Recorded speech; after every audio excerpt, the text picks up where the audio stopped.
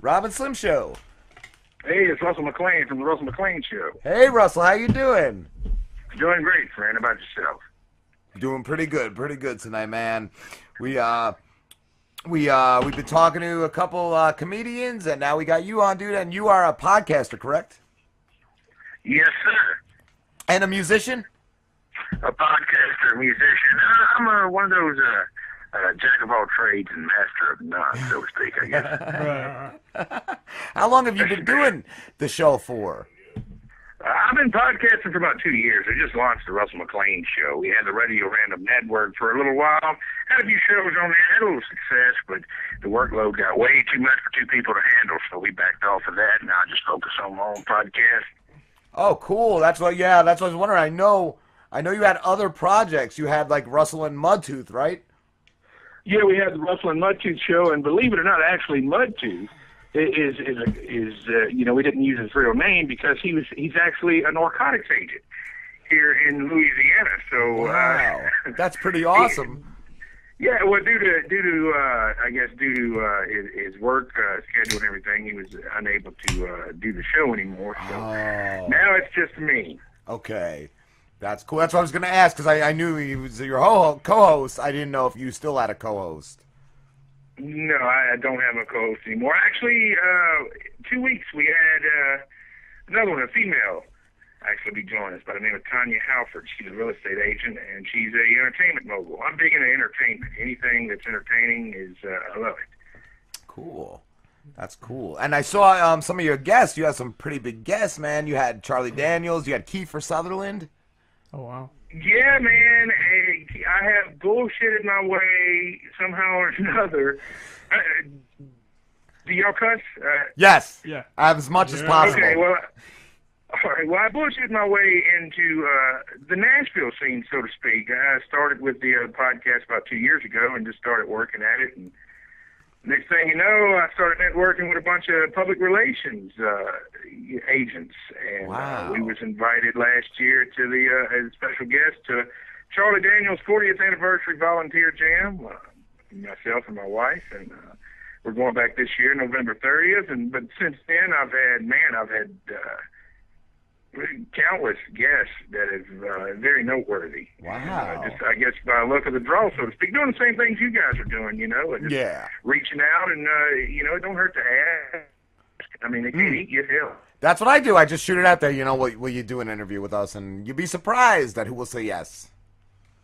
Most definitely. And the thing with Kiefer Sutherland, and I had to say today, that's probably the biggest interview, we had, because Kiefer is so relevant. Yeah. That was on a fluke. They were in a limo, and I'd made friends with the guy that was his head of his public relations, and he called me and he asked me if I would do about 10 minutes with Kiefer. I said, well, hell yeah, Wow, certainly. He called you. That's cool, man. Yeah, well, here's the thing.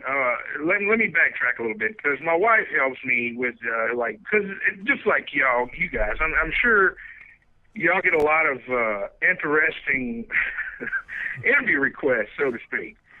Yes. I've gotten some from pirates.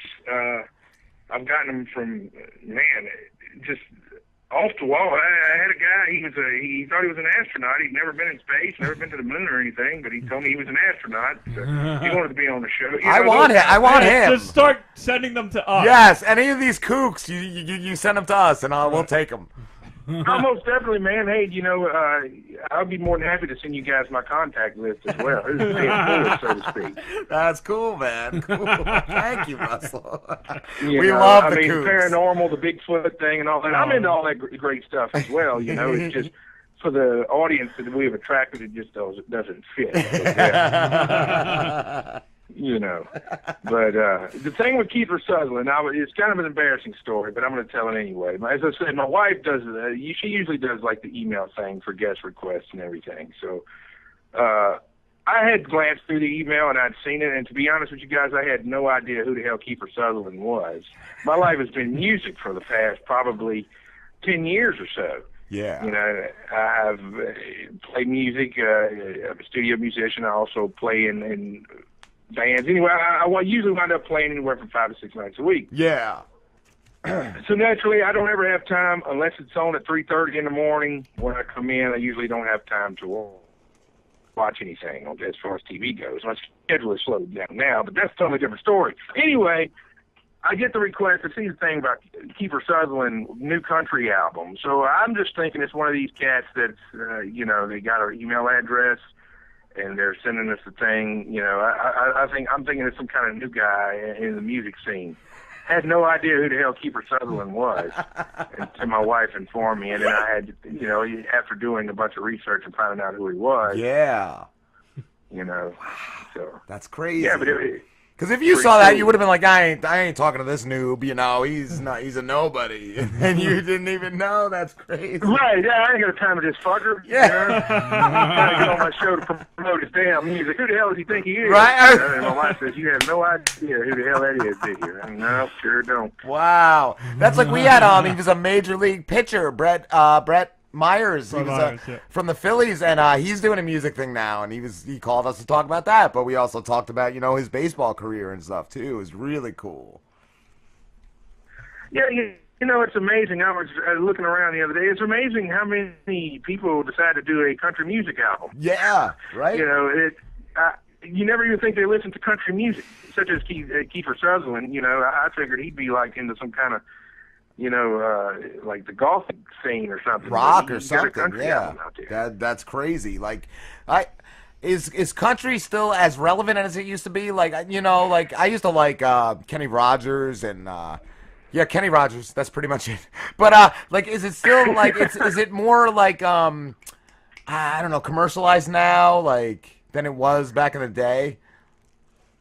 Well, the country music scene, it seems like.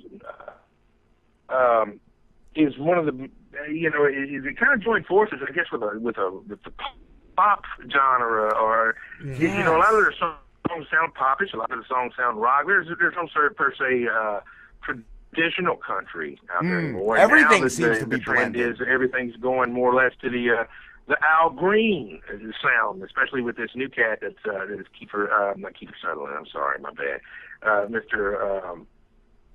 Chris Stapleton. He's changed the scene. So it goes in phases. It's up and down. 3 months it may not be relevant anymore. Yeah. But country music's been around for, I guess, other than rock and roll, they're the two longest lasting music genres that we have. It never goes away. And blues as well. Yeah. Right. Country never goes away. Who are some of your favorite country singers? Man, I'm going to tell you the truth. I'm not, I like the Charlie Daniels and all that great stuff, but I'm more of a, if I sit down and I listen to music, I like blues. I like the Muddy Water. I like the blues. D. King, yes. That's cool, man. The Buddy Guys and stuff like that. And so I don't even know a lot of the younger, like the newer country guys. A lot of the guys that I have on have been, we had Mickey Gilley from the fame, he owned Gilley's club in Pasadena, Texas, and he's cousins with Jerry Lee Lewis and Jimmy Swaggart. He's like 80 years old, but the old fucker's still touring. He's still it's the older guys like you said, you like Kenny Rogers. Kenny Rogers is still out there. He's still making music. He's still touring. It's just, there's a certain audience that you got, or a certain niche for his audience that you got to kind of find. And luckily, I found it. So that's pretty much the story on that. Who's the guy? Devil Goes Down to Georgia. Was that? That's Charlie Daniels. That's Charlie Daniels. That's what I was just googling it. He's still got it, man. He was in a commercial a few years ago, and he's still just a fiddling bag of shit. Right. I mean, he's still got it. He's fucking fiddle, awesome. He can set that fucking fiddle on fire. Yes, with the shit he does. Yes. Right, and then I've learned, after going and seeing it live, that's all a show. He gets up there and he plays the fiddle. Yeah, man. I always thought he was more of like a bluegrass kind of guy than like country western, Well, Charlie actually broke in as a studio musician, which he played bluegrass. I mean, in the 50s, he had the rock and roll band and all that great stuff, just like a lot of them had. But he broke into music as a studio musician in New York, and he's on a couple of Bob Dylan records. And Bob Dylan was actually the one that kind of brought him in. So, the folklore, bluegrass type stuff is kind of his forte, so to speak. But, man, he ventures out in all kind of different stuff. I'm actually a big fan of Celtic music, like Irish type, and that's like a traditional. lot of traditional Irish music. And I liked who was the band too a few years ago, the bluegrass band, Mumford and Sons. I really dug them, man. A lot of that stuff was like. A lot of that stuff came from the Celtic music because of most definitely. Yeah, a lot of the people in the like the Appalachian come from the Scotch Irish. Most definitely, and you can hear that. You can also hear that influence in a lot of the older folk bluegrass type music as well, with the fiddle or the mandolin. It comes from that heritage as well. What do you play, Russell? Do you only play guitar, or do you play any other instruments? I've been playing guitar for about 15 years now, and about 6 months ago, I decided, a guy called and needed a bass player. He couldn't find a bass player, and we're here in Baton Rouge. So, I mean, there's only so many to pick from, I guess. So I went and did the job, and come to find out, after 15 years, bass is actually my instrument. Wow, so, that's crazy. Yeah.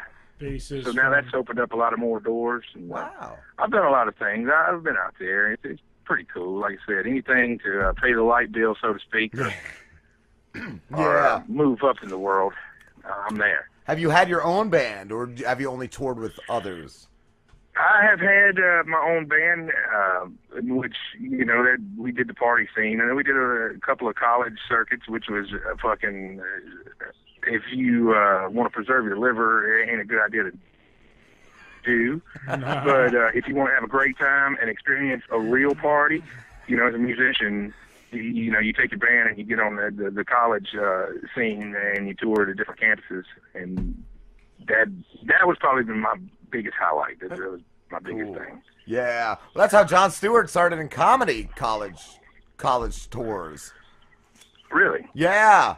And then I heard not too long ago too, Seinfeld said he won't do colleges anymore, but he said they've gotten so PC now at colleges, like you really? Can't, like it's really changed. Like our old buddy Matt, who used to do the show with us too, he said like sometimes in class he would tell a joke or laugh at something that was like, a little dark humor or whatever, and people would just give him the dirtiest looks. Like, how could you laugh at that? Like, college scene has changed a lot, I've heard.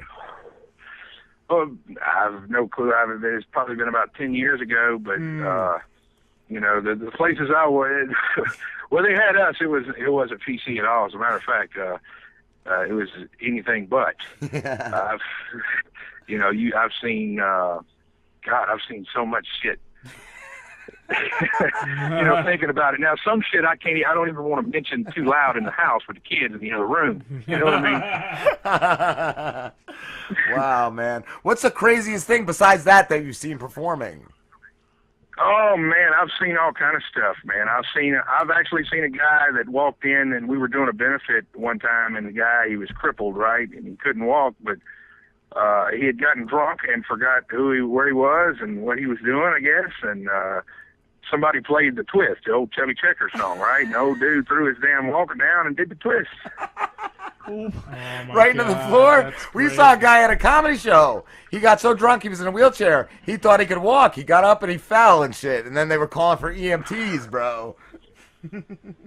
Well, yeah, and which, I mean, there's bloopers on the band's parts too. I mean, you go to these big nights, especially down here in Louisiana, which I'm sure you got them all over the place, but they have the plantations, and a lot of people get married. And they have the band there, and you get all dressed up and you go and play for these people. And usually 9 times out of 10, I usually have to, before we get there, or if there's a buffet, which I like to eat, I'm a big guy, I usually wind up overflowing a toilet.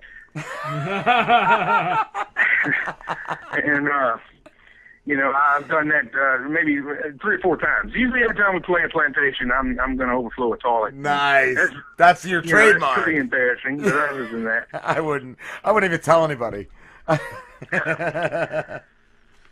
done that a couple of times. That's all part of it.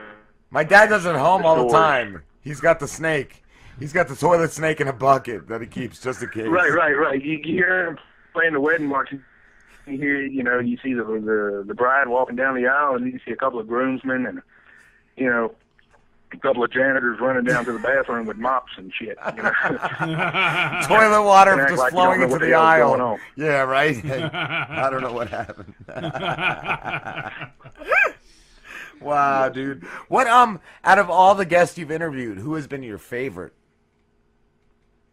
Out of all of them, I have to say that I've talked to is a guy by the name of Roy Clark. I don't know if you're familiar with him or not, but yes. he had actually taken it. And Roy was on the show. He was the star of the show Hee Haw back in the day. And he had actually took the time before the interview, and I guess he Googled me, and he had watched some videos on, I think they had some videos on YouTube of us playing and this and that and the other. And he put me over as a musician on the show, and that was probably, and plus the information that he gave me afterwards.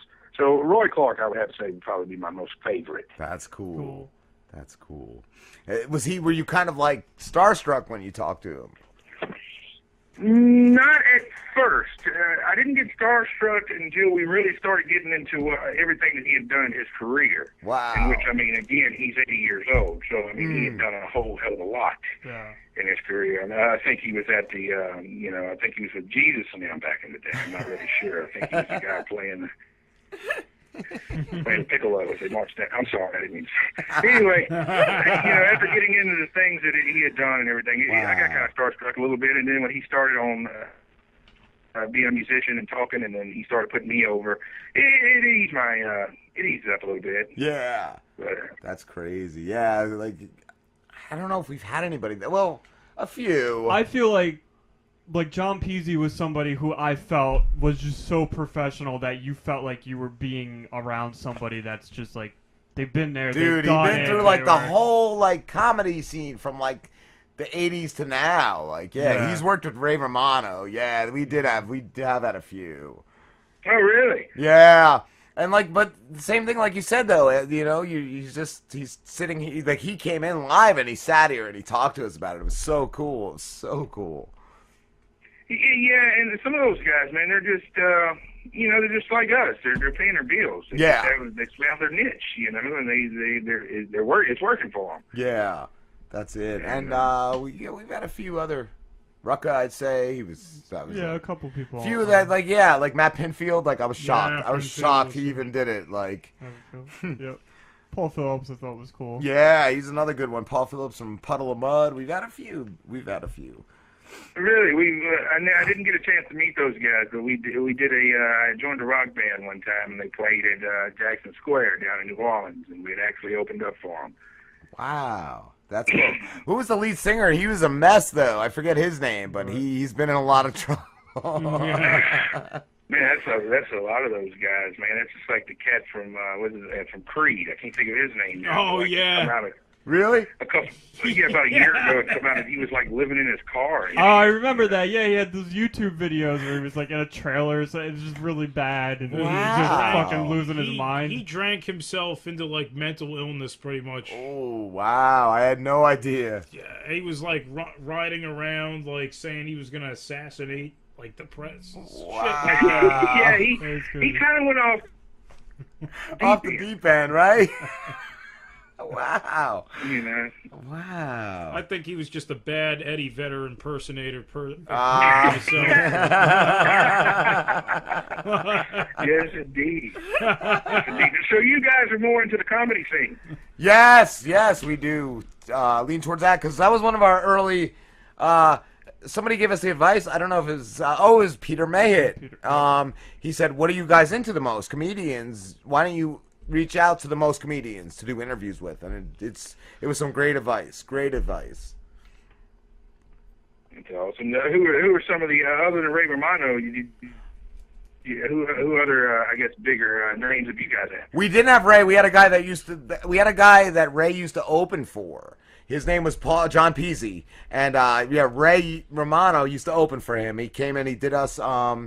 We've had Reverend Bob Levy. Yeah, he's a big comedian. Levy. We had Mike Bichetti, who doesn't like us anymore, but he's a pretty big guy. We had Stuttering John. Yeah, from the Howard Stern Show. Yes, that's a really, really cool interview we had. And our friend Ralph had called, I think, before he called, and we left him on, and he thanked me afterwards because he got to talk to him too. It was really cool. Really cool. Yes, indeed. And now, quick question, you guys, because here where I'm at, I mean, everybody sees the show and everything. Here, you know, I promote my ass off, especially locally. And it has put me over tremendously with a lot of people as far as having big names and all that stuff on. Have you guys experienced that as well? Through our buddy Dave, like, who's a comedian from Jersey, and I just found him on Twitter. We found, like, you know, more comedians from Jersey that come in to do the show. We've had that, but yeah, like, not too much. Awesome. I think it's also like just the people in this area don't really give a shit about podcasts. This area is not really the hub for like comedy. So the guys that we do meet through like Twitter, through Dave, they're more from like the middle of Jersey to up north, or like out towards Philly. So this area itself is not really rocking. This is the Pine Barrens. Yeah, it's like down the shore. Like you just get tourists in the summer, and the rest of the year you're just dead. You're just like a ghost town. Wow. It's a sad place. It really is. We're the only thing they have. We're like the landmark. That and Wawa. The only good thing about this. Yes, indeed. Well, with that all, that's as far as the comedian thing. I mean, what do you guys think about the Andrew Dice Clay? What did he do now? He did nothing. That's the thing. What do you think about that? I used to love Dice. The biggest fucking star in the world. I was gonna say Andrew Dice Clay. He was great, and that was another guy. That guy John, like I said, the guy that Ray used to open for. He had worked with Ray, Dice once, and he said Dice tried some new material one night, and he came back from doing the set, and he was so mad he punched a hole in the wall. He punched a hole in the wall. But yeah, dude, he seemed to have totally fizzled out, man. He moved to Vegas. He was doing big out there, and then he just died out, dude. Yes, indeed. Well, they got like last time I've heard of something from Andrew Dice Clay was he had some kind of HBO show or something with comedy or some shit, and then he had a podcast in which both of them sucked. Yeah, actually, one of the guys he did a podcast with supposedly was supposed to call us, but I guess he couldn't, and then we never rescheduled. Wheels Parisi. He's another comedian. Yeah, Wheels. I think he's like an idiot, or they make him out to be like an idiot. Yeah, he does. I think that's the kind of guys Dice deals with. You know. Most definitely. Russell, we have to wrap this up, dude, but where can everybody find you? You can find me at RussellMcLainShow.com. I'm on Twitter as well, at the Russell McLain, or it's at the Russ MCLA Show. RUSSMCLA Show, I think, on Twitter. So that's where we are. And you can hear the show on YouTube and iTunes, iHeartRadio, Spotify, and I think we're syndicated. If you're in the Atlanta area, you can hear us. I think it's on the Dog 101.9. Nice. On Friday mornings at 9 a.m. That's awesome, dude. Thank you so much for talking to us. Hey, thank you for inviting me to be on the Russell McLain Show. And look, guys, when we get off of here sometime in the morning, I'll get my contact list together with some of my closest PR agents. Cool. And I'll send them over to you guys, and hopefully you can bag some big guests and get some big ratings. Wow, thank you so much, Russell. You're a great guy. Thank you, brothers, and we'll talk to you soon. All right, dude. Take care, man. Have a good one. Bye, brother. Awesome.